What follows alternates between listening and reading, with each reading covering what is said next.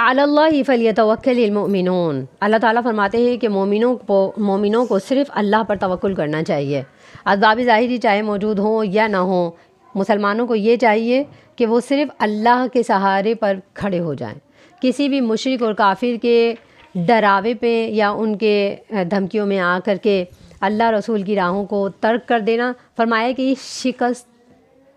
کا ایک راستہ ہے، اور ایسی ہی شکست کا سامنا مسلمانوں کو کرنا پڑا ہے غزوہ احد کے موقع پر۔ وَلَقَدْ نَصَرَكُمُ اللَّهُ بِبَدْرٍ وَأَنْتُمْ أَذِلَّةٌ فَاتَّقُوا اللَّهَ لَعَلَّكُمْ تَشْكُرُونَ، اور تحقیق مدد کی اللہ نے تمہاری بدر کے مقام پر، وَأَنْتُمْ أَذِلَّةٌ، اور تم بہت ذلیل تھے، فَاتَّقُوا اللَّهَ، تم اللہ سے ڈرو، لَعَلَّكُمْ تَشْكُرُونَ، تاکہ تم شکر ادا کرو۔ یہاں ذلیل سے مراد ہے کم تعداد، مسلمانوں کی تعداد اذلہ بہت کم تھی، بہت کمزور مسلمان تھے، تو اللہ فرماتے ہیں کہ ایسے موقع پر نصرکم اللہ